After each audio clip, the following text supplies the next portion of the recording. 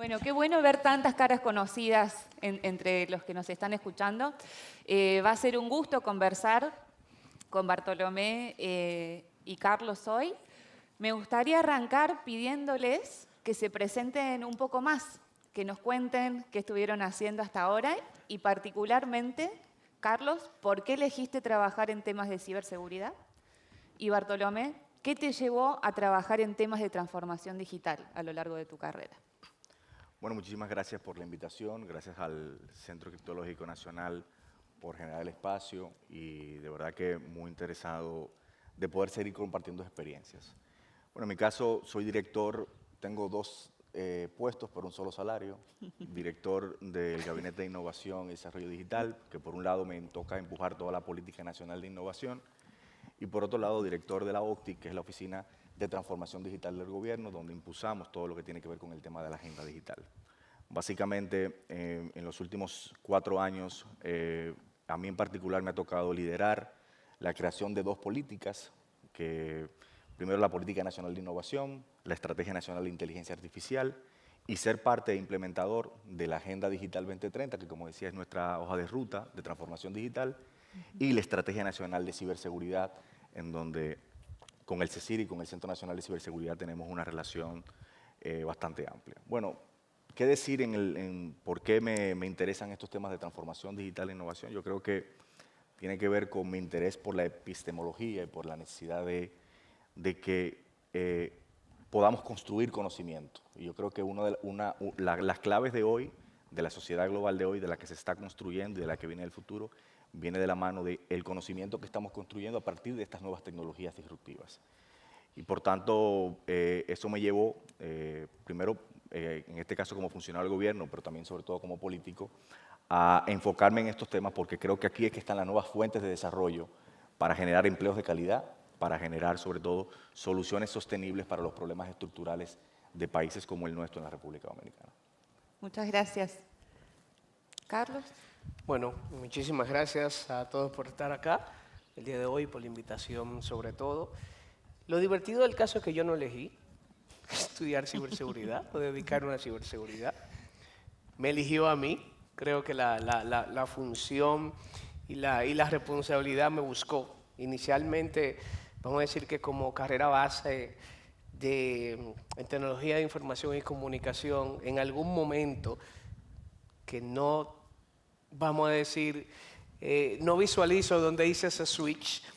Empecé a trabajar en la parte de investigación de crimen y delito de alta tecnología durante muchos años y a través de los años de ejercer esas funciones me di cuenta que si no aplicábamos medidas de prevención, si no actuábamos de manera proactiva y preventiva, no íbamos a pasar toda la vida intentando identificar quién lo hizo y de buscar quién lo hizo. Y esa es la razón por la cual paso a la parte de prevención. Y vamos a decir que desde el año 2018 que formo parte, me tocó crear from scratch, desde cero, el CECIR Nacional del Centro Nacional de Ciberseguridad. Hasta ahora hemos visto frutos significativos, sobre todo apoyando lo que acaba de decir Bartolomé. No existe transformación digital, no podemos ejecutar esa digitalización de todo un Estado si no lo hacemos sobre una base sólida y segura. Y bueno, considerando que en los últimos años todos los estados hemos catalogado la ciberseguridad como un asunto de interés de seguridad nacional, bueno, creo que al día de hoy estamos viendo, al menos en República Dominicana y así en la región también, algunos de los frutos. Recientemente, en un evento que tuvimos en República Dominicana, un representante de un organismo internacional dijo en su ponencia, aquí están pasando dos cosas, una de dos cosas. O República Dominicana está haciendo cosas muy bien, o Carlos Leonardo lo sabe vender muy bien. Y creo que han sido las dos. Lógicamente, con el apoyo de organismos de la comunidad, de entidades como la OEA, CECIR América, el mismo SNCER, también que desde hace unos años, varios años, ha sido un socio fundamental para que nosotros podamos sentar las bases en ese sentido. Bueno, estamos acá el día de hoy. Muy bien, muchas gracias. Bartolomé, usted tiene mucha experiencia no solo en temas de transformación digital, sino un amplio conocimiento de la región, de América Latina y el Caribe. Entonces, pensando en ciberseguridad y pensando a nivel global, me gustaría saber si puede identificar algunas ventajas y algunas desventajas que tenemos en el ámbito de ciberseguridad como región. Bueno, yo quiero primero quizá fijar 3 ideas fuerza a propósito de la pregunta que haces y cómo nosotros hemos entendido esto de la República Dominicana, que además de país es una isla y la insularidad tiene características fundamentales en cómo se construyen las políticas públicas y en cómo nosotros vemos el mundo, porque vemos el mundo a partir de entendernos como el ombligo del mundo sin serlo. Lo primero es que partimos de un paradigma precario de amenazas globales y respuestas locales. Nosotros que somos encargados, por ejemplo, del tema de la transformación digital de nuestro país, estamos tendenciados a ver la región para ver qué están haciendo otros países en temas de transformación digital. Sin embargo, no cómo funcionan las redes de crimen o de cibercrimen que se producen hoy. Nosotros hemos tenido una obligación, a través de esta colaboración que tenemos, por ejemplo, con el CECIR, de entender, por ejemplo, que ese paradigma precario de amenazas globales y respuestas locales coloca a la República Dominicana como un espacio laboratorio en donde los ciberatacantes, los cibercriminales, nos utilizan como laboratorio. Nosotros en sí mismos no somos un lugar apetecible para producir, para que se produzcan, para generar una economía a partir del tema del cibercrimen, a pesar de que tenemos, por lo menos en lo que va de año, hemos tenido más de 400 millones de intentos de ataque. Sin embargo, lo que hemos podido ver, gracias sobre todo al CECIR, es cómo en la República Dominicana se utilizan espacios, se utiliza como un espacio donde se prueban nuevas formas de ataques, nuevas formas de cibercrimen, para luego poder aplicarlos en países en donde en el marco geopolítico están envueltos en disputas geopolíticas y donde nosotros hemos entendido la necesidad de ser, primero, tenemos que proteger nuestra soberanía nacional y nuestra seguridad digital por la necesidad de que se protejan los datos de nuestros ciudadanos, pero a la vez, por ejemplo, también de ser una barrera para proteger y evitar que los países con los que compartimos valores, por ejemplo, como España, como Europa, como Estados Unidos, como Occidente, no terminen siendo afectados por los ataques que se prueban en nuestros territorios. Entonces, esa es una de las cuestiones fundamentales que nosotros hemos tratado de entender hoy, sobre todo porque el primer punto que hemos planteado es no hay transformación digital si no es segura por diseño. Y esa es una de las claves que nosotros hemos entendido de cómo cuando nosotros generamos una solución de transformación digital para nuestros gobiernos en beneficio de nuestros ciudadanos, no solamente esto cuando salga a producción tenga la depuración en términos de la ciberseguridad en el plano nacional, sino también en el plano internacional. Yo creo que en esa perspectiva, una de las cuestiones que nosotros nos interesa avanzar y donde, por ejemplo, estas colaboraciones que se dan con el gobierno de España y también con otros países de América Latina es en cómo la República Dominicana, y esa es la idea a la que quiero apuntar, se convierte en un archipiélago pivote para la defensa del ciberespacio. Es decir, que nosotros no seamos un núcleo, un espacio donde se puedan pivotear ataques que formen parte de estos esquemas de guerra híbrida que se están dando en todo el mundo, por lo menos en la actualidad. Muchas gracias. Me quedo con la frase de que no hay transformación digital si no es segura.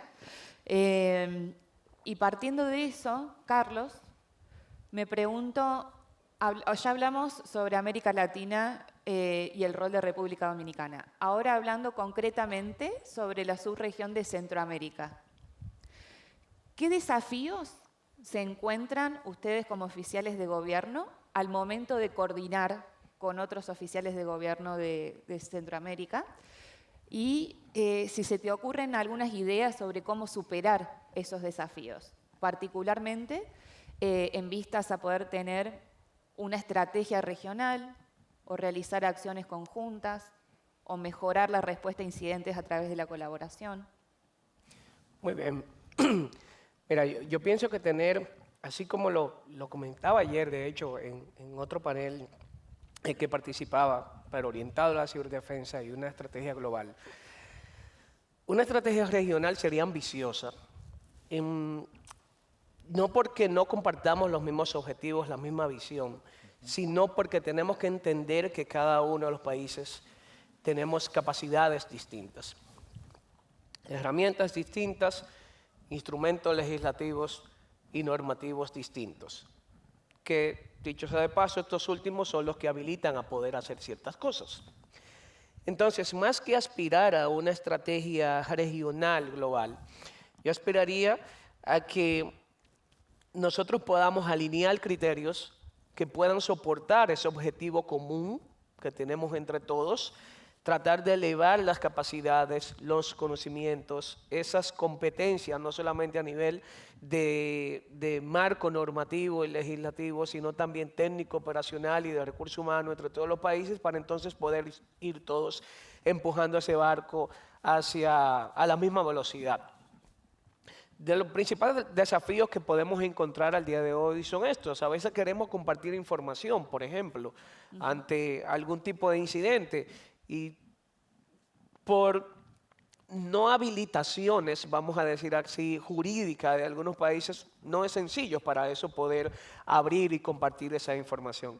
A veces nos encontramos con desafíos o retos técnicos de que no cuentan muchas veces con los recursos para poder establecer esas infraestructuras que van a permitir intercambiar. Aún así tengamos la habilitación jurídica, normativa y legal, pero no contamos con esa infraestructura tecnológica para poder operacionalizar ese intercambio de manera segura, porque no es tan sencillo como enviar un correo, cuando hablamos de intercambiar inteligencia amenaza, por ejemplo. Y en otro sentido, esos modelos de gobernanza que no podemos entender ni pretender que funcionen como piezas de Lego en cada uno de los países. Tú lo tomas de uno y lo pones en otro, lo instalas simplemente en otro tal cual, sino que debemos de adaptarlo al contexto, a la realidad de cada uno de los países. Y muchas veces, yo creo que ya vamos alineando, superando ese desafío de la disparidad en los modelos de gobernanza que muchas veces no permiten hacer ese intercambio, no solamente de información, sino también de mejores prácticas de comunicación en todos los niveles, tanto estratégico como táctico como operacional. Y establecer y alinear, primero comprender, desarrollar esas estrategias, esas líneas de acción, esas iniciativas en conjunto, desde la perspectiva y la alineación en el contexto de cada uno de los países, lo que nos va a permitir poder alcanzar ese objetivo final. Quisiera reaccionar a esa misma pregunta a partir de algunas cosas que ha dicho Carlos, que es, primero, y qué bueno, y saludo la presentación anterior de Diego, de entender primero el nivel de madurez de ciberseguridad de nuestros países. No ya de los CECIR, sino de nuestros países. Precisamente porque aquí hay discusiones que se dan en un plano muy asimétrico, de países que damos por sentado que tienen cosas que en realidad no la tienen. Y pasa por lo menos mucho con los países del Caribe. A nosotros por lo menos en otros espacios, en temas de transformación digital o inteligencia artificial o en el tema de innovación, nos vemos por ejemplo con el Caribe angloparlante, que tiene muchas deficiencias en temas de infraestructura. No tenemos además infraestructuras comunes en la región que podamos utilizar o que podamos compartir. Y también yo creo que el reto más importante es el tema, y lo planteo aquí sin ninguna respuesta con ello, es cómo nosotros construimos confianza. ¿Por qué? Porque en el caso de la República Dominicana ahora, nosotros hemos dado un cambio de 180 grados en la gobernanza en materia de ciberseguridad. Como lo explicaba el querido colega Pedro Albini, nosotros pasamos de un modelo donde dependía del Ministerio de la Presidencia, ahora pertenece a Inteligencia.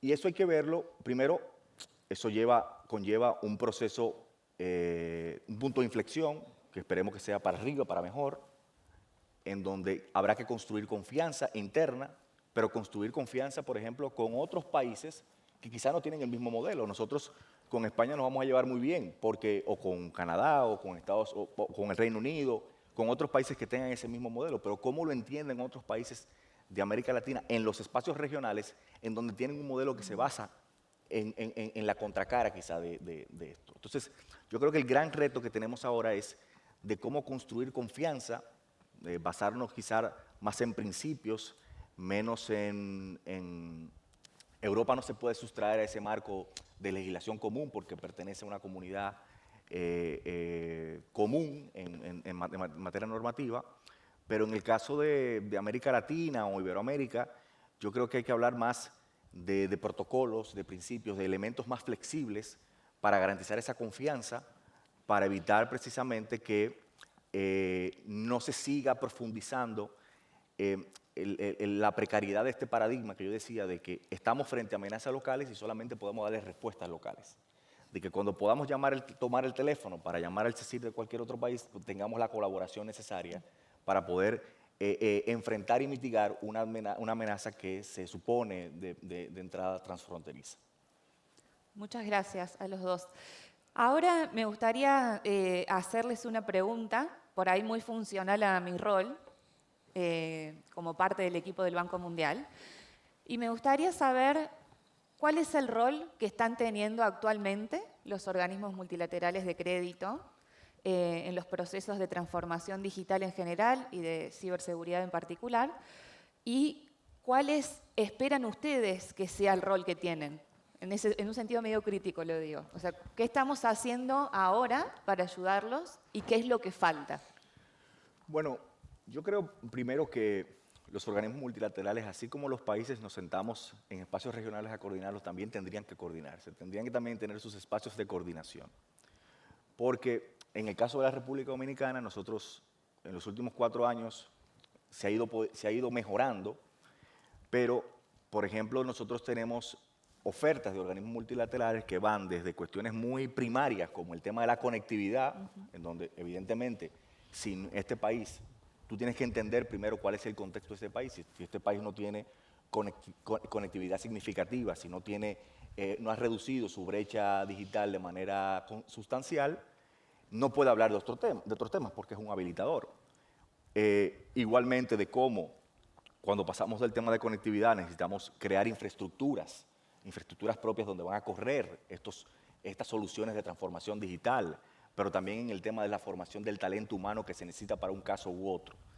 Entonces, lo que hemos visto es quizás esa falta de coordinación, porque a veces, por un lado, vemos organismos que sí quizá entienden bien el contexto, otros están ofreciendo financiamientos que no están de acuerdo al contexto, pero el punto común es que sí necesitamos financiamiento y en que, por lo menos en la perspectiva en que desde la institución que me toca dirigir lo veo, los organismos multilaterales son esenciales, son habilitadores para hacerlo. No solamente por los fondos, sino por la cantidad de experiencias que pueden traer sobre la mesa. Y te hablaba del caso, Backstage, de cómo, por ejemplo, en Argentina el año pasado se hizo para mí una experiencia muy gratificante, de cómo el Banco Mundial y el BID, que estaban financiando proyectos allí, se pusieron de acuerdo junto con el gobierno de Argentina e invitaron a 15, 16 países de América Latina para conocer las soluciones que ellos habían implementado con financiamiento que le habían dado a estos países. Y cuando nosotros fuimos allí, nosotros pudimos ver en concreto cómo ese financiamiento se había traducido en soluciones para los ciudadanos. Y para mí eso de una riqueza enorme. Ya el problema estaba en si Argentina quería entregar los productos que se habían desarrollado o no, pero por lo menos en poder conocer estas otras realidades para que nosotros podamos tener en cuenta de cómo la podemos ayornar a nuestros contextos. Yo diría, y más para no redundar en lo que aporta Bartolomé, específicamente en el área de ciberseguridad,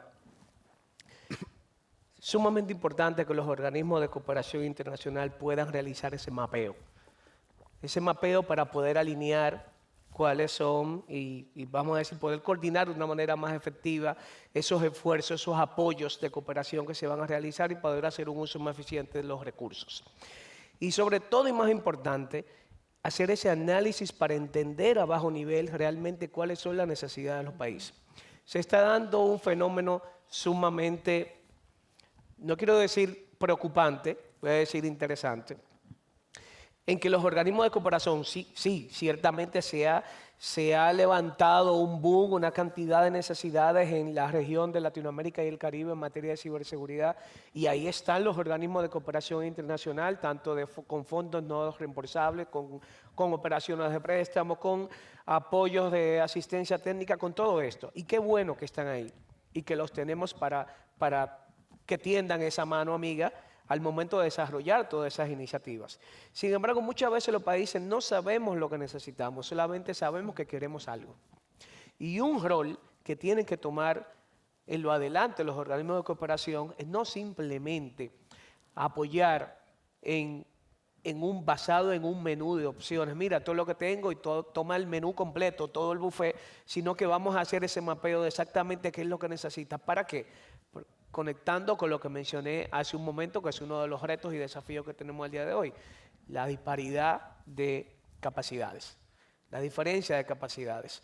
Si tenemos organismos que están entre todos, entre el mismo grupo, que no son más de 5, apoyando la región, conociendo cuáles son las necesidades de cada uno, entendiendo los niveles de madurez que tiene cada uno, entonces yo estoy seguro que trabajándolo en conjunto, primero, se hace un uso más eficiente de los recursos y segundo, podemos en un corto tiempo llevar a todos al mismo nivel, porque sabemos dónde aplicar los esfuerzos en cada uno de los diferentes países.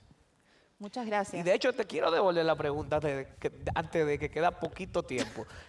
¿Cómo está organizado el Banco Mundial en ese sentido en materia de ciberseguridad? Porque vemos que últimamente, al principio, y yo que he sido testigo los últimos 6 años, 6, 7 años de ese acompañamiento con el banco, se veía como una unidad muy pequeñita dentro de esa organización tan grande, que yo digo cuando se imprime el dinero del mundo, ¿verdad? Pero últimamente, ya con todo ese apoyo que se está haciendo a nivel internacional en todos los continentes, hay un crecimiento importante. ¿Cómo están organizados al día de hoy para poder llevar esos apoyos a los países? Es una muy buena pregunta, porque justo estamos en un proceso de reorganización del área de transformación digital. Justamente en julio se creó la Vicepresidencia de Transformación Digital, que va a tener 4 áreas, por decirlo de alguna manera. La primera va a estar asociada a el core de digital, lo más fundamental, como es la infraestructura, ya sea de conectividad o infraestructura de datos, data centers, redes de fibra óptica, cable submarino, etc. Y dentro del core también va a estar lo que tiene que ver con ciberseguridad, protección de datos personales, protección de infraestructuras críticas, etc. Va a tener un segundo eje asociado más al uso de las tecnologías digitales, que va a tener 2 verticales, una asociada a gobierno digital y la otra a economía digital. Dentro de economía digital vamos a estar trabajando todos los temas que tienen que ver con agricultura, transporte, energía y dentro de sociedad digital, todas las aplicaciones de transformación digital en el sistema educativo, en salud y en cuestiones más sociales. Eso como el Grupo Global de Transformación Digital del Banco Mundial. A la vez, estamos divididos por regiones. Hay una vicepresidencia por cada región. En el caso mío, por ejemplo, estoy abajo del vicepresidente para América Latina y el Caribe, donde hay una unidad de especialistas que nos subdividimos la región para trabajar con los oficiales de gobierno y darles soporte. ¿De qué manera? Principalmente a través de 2 mecanismos. Uno son préstamos de inversión y el segundo son cooperaciones técnicas, que me parece muy importante traerlo sobre la mesa porque España es uno de los principales donantes para América Latina y el Caribe y también me gustaría hacer un pie de página con respecto a la necesidad de coordinación de las multilaterales, que es algo que también notamos y estamos mejorando. Justo el año pasado, el presidente del Banco Mundial y el presidente del BID firmaron un memorándum de entendimiento que sienta las bases para trabajar en 3 temas: Amazonia, Caribe e infraestructura digital. Entonces, estamos trabajando en un plan de acción y profundizando. Se nos acabó el tiempo, así que me van a cortar el micrófono. Después amplío un poco más, pero coincido absolutamente con todo lo que nos fueron compartiendo. Y me gustaría sintetizar lo que recibí de ustedes en 3 palabras. Por un lado, resaltar la noción de confianza que hace falta generar entre los diferentes actores, no solo entre los gobiernos, sino con el resto de los actores, para poder colaborar. La necesidad de coordinación. Estamos haciendo un esfuerzo importante de coordinación en materia de ciberseguridad en Costa Rica actualmente. Eso es algo que podríamos intentar replicar en otros países también. Y, en tercer lugar, la cooperación. ¿Qué significa? No solo coordinarnos, sino generar sinergias, intercambios, y me llevo muchas ideas de lo que fueron compartiendo a lo largo de esta exposición, y les agradezco por su tiempo y por todo el trabajo que estuvimos haciendo durante los últimos años también. Para finalizar, me gustaría hacer una foto con la delegación del Banco Mundial, que está compuesta por Jorge Moras y Gustavo Murillo. Ambos tuvieron un rol fundamental en los temas de ciberseguridad y en la organización de esta delegación, así que de paso les agradezco. Y también vinieron funcionarios y personas que participaron de un training financiado por España, de República Dominicana y de Panamá. Así que me gustaría hacer una foto con todos ustedes, con la gente de la OEA, del CCN, y los participantes en general que nos están escuchando. Muchísimas gracias. Puede ser. Gracias.